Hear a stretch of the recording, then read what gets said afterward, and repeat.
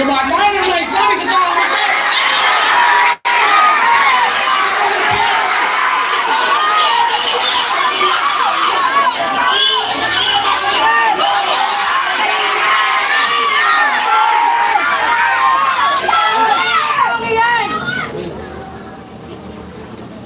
Maglaan po tayo ng ilang minutong katahimikan.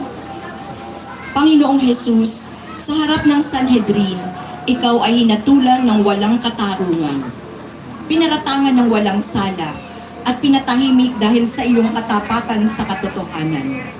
Sa iyong katahimikan, itinuro mo sa amin ang tunay na katapatan ay nananatili kahit sa gitna ng pang-aapi at maling paghusga. Idinadalangin namin, Panginoon, na bigyan mo kami ng lakas na maging tapat sa katotohanan sa aming pang-araw-araw na buhay. Lalo na kapag kami ay inuusig, minamaliit, o hindi nauunawaan.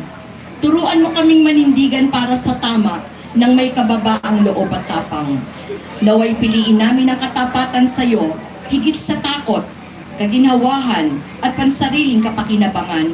Amen. Tayo po ngayon ay tutungo sa ikatlong tagpo.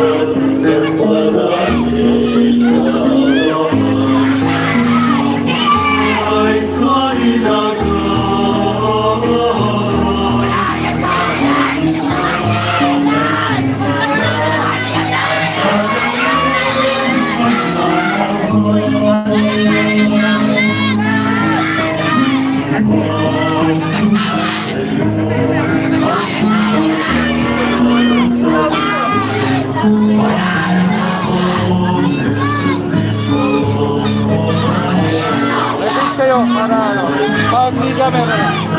Para sa liga.